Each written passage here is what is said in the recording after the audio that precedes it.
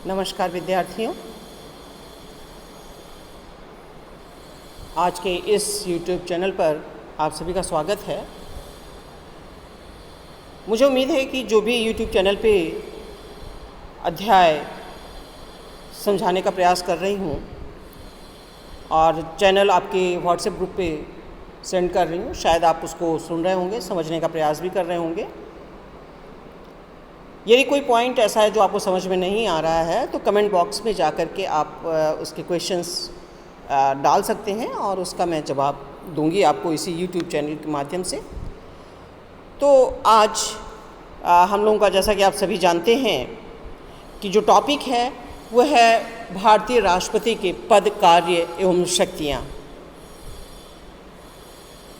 इस चैप्टर में मैं आपको ये बताऊंगी कि भारतीय जो राष्ट्रपति है उसका निर्वाचन किस प्रकार से किया जाता है, उसके पद एवं शक्तियाँ क्या हैं। निर्वाचन से ज़्यादा तात्पर्य यहाँ पर नहीं है, उसका संक्षिप्त उल्लेख करूँगी, लेकिन उसके कार्य और शक्तियाँ क्या हैं उसके बारे में अध्ययन करूँगी, क्योंकि अगला जो चैप्टर होगा वो अमेरिका के राष्ट्रपति से संबंधित होगा। फिर थर्ड चैप्टर जो मैं डिस्कस करूँगी आप लोगों के सामने वो भारतीय राष्ट्रपति की अमेरिकी राष्ट्रपति से तुलना। मेन जो आपका टॉपिक है वो भारतीय राष्ट्रपति की अमेरिकी राष्ट्रपति से तुलना का है। इसलिए हमें पहले ये ज़रूरी है कि पहले हम ये जानें कि भारतीय राष्ट्रपति की पद, कार्य और शक्तियाँ क्या हैं। आप सभी जानते हैं कि हमारे यहाँ दोहरी कार्यपालिका पाई जाती है, एक वास्तविक और दूसरी नाम मात्र की कार्यपालिका। तो जो राष्ट्रपति है वो नाम मात्र की कार्यपालिका है। राष्ट्रपति भारत का प्रथम नागरिक होने के साथ साथ ये सर्व अधिकार संपन्न पदधारी है और ये भारतीय संघ का सर्वोच्च पदाधिकारी है।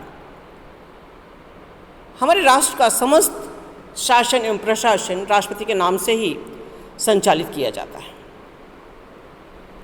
और इसमें जैसा कि समय समय मैं आप लोगों को बताती रही हूँ कि जो उच्च अधिकारी होते हैं उनके नियुक्ति करना, विभिन्न प्रकार के आयोगों का गठन करना, राज्यपालों को आदेश देना, उनके कार्यों पर नियंत्रण रखना, जो केंद्र शासित प्रदेश हैं उनका शासन एवं प्रशासन संचालित करना, ये सभी राष्ट्रपति की शक्तियों के अंतर्गत ही सम्मिलित हैं।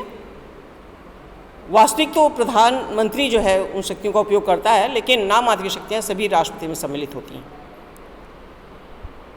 जो राष्ट्रपति है चूँकि ये सर्वोच्च पदधारी व्यक्ति है, इसलिए अन्य राष्ट्रों के साथ संधि भी कर सकता है तथा युद्ध की घोषणा भी कर सकता है। इसके अलावा मैं आपको बता रही हूँ नेक्स्ट, जैसे कि राष्ट्रपति जो है संघ का प्रधान होने के कारण समस्त शक्तियाँ तो है ही हैं निहित, और चूँकि वो राज्य को भी आदेश निर्देश सभी कुछ जारी कर सकता है, निर्देशित कर सकता है, आदेशित कर सकता है। और संकटकालीन स्थितियों में राष्ट्रपति सर्वे सर्वा हो जाता है। तो ऐसी स्थिति में ये हम ये कह सकते हैं कि राष्ट्रपति देश की एकता का प्रतीक है, वो जनता की सर्वोपरि सत्ता का परिचायक है, वह राष्ट्र का प्रथम सम्मानित नागरिक है। और राष्ट्रपति के लिए एक महत्वपूर्ण ये भी है कि वह तीनों सेनाओं का सर्वोच्च सेनापति है। संकटकालीन तथा आपातकालीन स्थिति में शासन की सर्वोच्च शक्ति राष्ट्रपति के पास ही होती है। वित्त संबंधित समस्त कार्य और शक्तियों की दृष्टि से उसका पद काफ़ी महत्वपूर्ण है। निर्वाचन प्रक्रिया की जहाँ तक बात है तो राष्ट्रपति के लिए, जैसा कि आप सभी जानते हैं कि इसमें जो भाग लेते हैं ये जनता के द्वारा प्रत्यक्ष रूप से निर्वाचित नहीं किया जाता है भारतीय राष्ट्रपति, बल्कि ये एक फार्मूला है, दो फार्मूले हैं जिसमें कि सांसदों और विधायकों के मतों का मूल्य में समानता लाई जाती है और उसके बाद इन सदस्यों के द्वारा, अर्थात जो विधायक हैं और सांसद हैं निर्वाचित, उन सदस्यों के द्वारा राष्ट्रपति के निर्वाचन में महत्वपूर्ण भूमिका का निर्वाह किया जाता है। उन्हीं के द्वारा राष्ट्रपति के मतदान में भाग लिया जाता है। इसके दो सूत्र हैं और सामूहिक रूप से इसको कहा जाता है एकल संक्रमणीय आनुपातिक प्रतिनिधित्व की प्रणाली। उसके द्वारा राष्ट्रपति का चयन होता है। इसकी चयन प्रक्रिया और ये जो दोनों फार्मूले हैं इसका मैंने आपको फर्स्ट ईयर में ही अच्छी तरह से समझा दिया था कि किस तरह से निर्वाचन प्रक्रिया इनकी संचालित की जाती है। यहाँ पर सामान्य रूप का जो हमें तुलनात्मक अध्ययन में आवश्यकता पड़ी उनके बारे में मैं बता रही हूँ, जो कि आपको डिस्कस करना पड़ेगा। तो इसमें कई चीज़ें हैं, जैसे राष्ट्रपति के लिए आप सब जानते ही हैं कि वो भारत का नागरिक होना चाहिए, उसकी आयु 35 वर्ष से कम नहीं होनी चाहिए, लोकसभा का सदस्य होने की योग्यता रखता हो, और लास्ट वह भारत सरकार या राज्य सरकार में किसी भी लाभ के पद पर ना हो।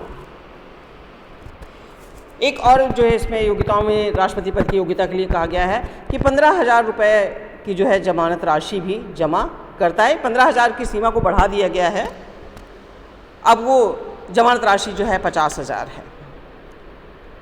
और उसका जो वेतन के बारे में हम बात करें तो वेतन इस समय उसका 5 लाख रुपए प्रति माह है राष्ट्रपति महोदय का,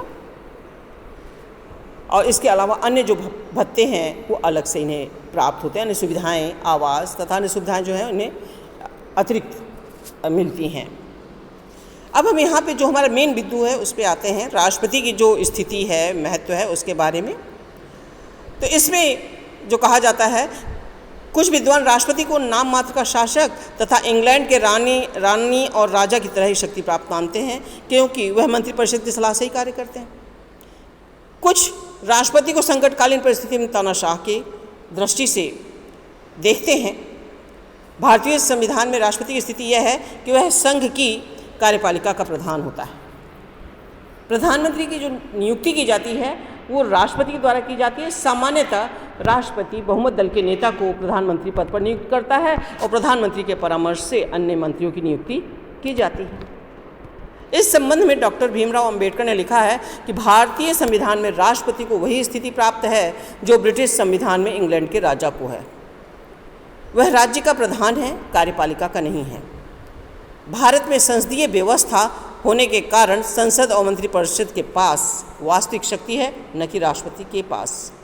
राष्ट्रपति देश का संवैधानिक प्रमुख है, पर वह शासन नहीं करता। मेरे ख्याल से आपको अब ये चीज़ स्पष्ट हो गई होगी ये अंबेडकर साहब के इस कथन से कि राष्ट्रपति जो है वो नाम मात्र का प्रधान होता है, वास्तविक शक्तियों का उपयोग वो नहीं करता, बल्कि संसद और मंत्रिपरिषद के पास ही वह वास्तविक शक्तियाँ होती हैं जिसे कि प्रधानमंत्री उपयोग में लाता है, उसके द्वारा उन शक्तियों को प्रयोग में लाया जाता है।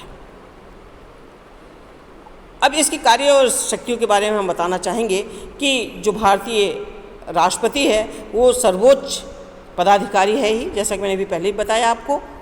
उसके कार्य और शक्तियों को विभिन्न बिंदुओं के माध्यम से यहाँ पर हम स्पष्ट करेंगे, जैसे संसद का अधिवेशन बुलाना, सत्रावसान करना, संसद को भंग करना, और जो आरंभिक जो भाषण होते हैं वो दोनों सभाओं के समक्ष अपना भाषण देना, और उसके पश्चात किसी भी सदन को संदेश भेजने का अधिकार भी राष्ट्रपति को होता है। संसद के सदस्यों को मनोनीत करने का जो कार्य है वो भी राष्ट्रपति के द्वारा किया जाता है।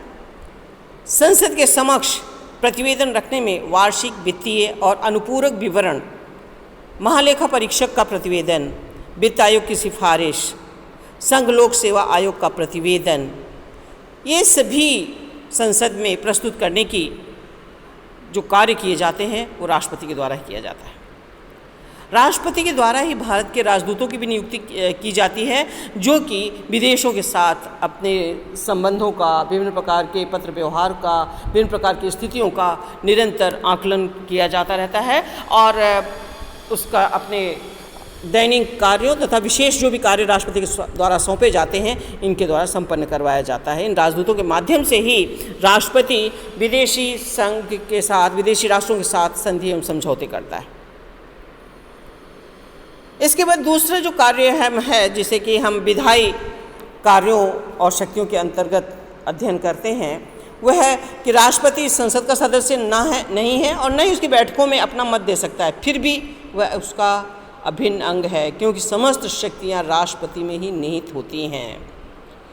इसलिए समस्त कार्य जब उसके नाम से किया जा रहा है तो वो उसमें अपनी सहभागिता प्रदान कर सकता है। और संविधान ने राज्यसभा के जो 12 तथा एंग्लो इंडियन समुदाय से दो नामजद सदस्यों की व्यवस्था की है, उनको मनोनीत करने का भी अधिकार राष्ट्रपति को ही सौंपा गया है। दोनों सदनों के सदन राष्ट्रपति के सामने ही शपथ लेते हैं। राष्ट्रपति, जैसा कि मैंने आपको बताया ही, कि बहुमत दल के नेता को प्रधानमंत्री नियुक्त करता है और प्रधानमंत्री के परामर्श से मंत्रिपरिषद का गठन किया जाता है और कानून विषयक जो भी कार्यवाही की सूचना है वो इस मंत्रिपरिषद के माध्यम से ही राष्ट्रपति को प्राप्त होती हैं।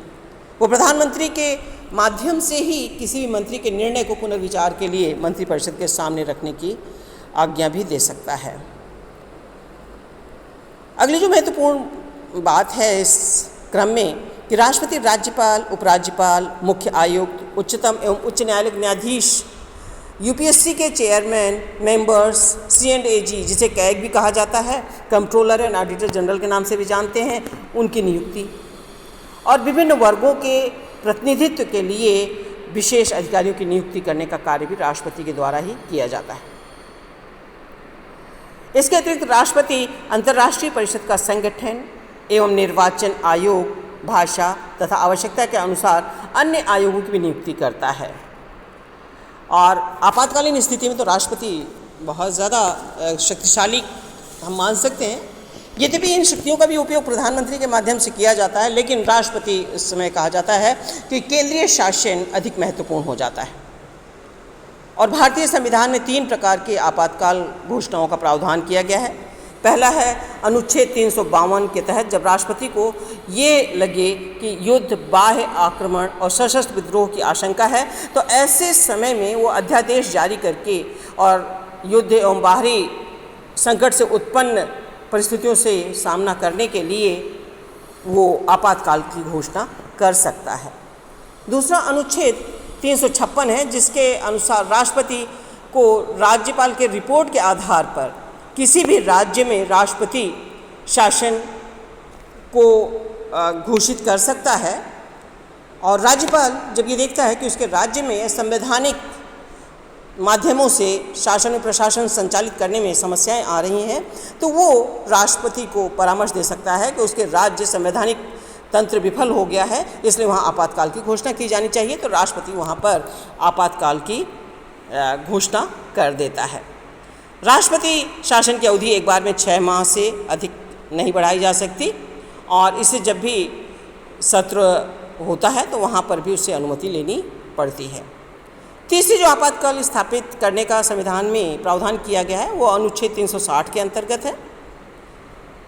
इस अनुच्छेद के अंतर्गत यदि राष्ट्रपति पूरी तरह से आश्वस्त हो जाए कि उसके देश में देश के किसी भी राज्य में वित्तीय संकट आ गया है तो वह वित्तीय आपात की घोषणा कर सकता है।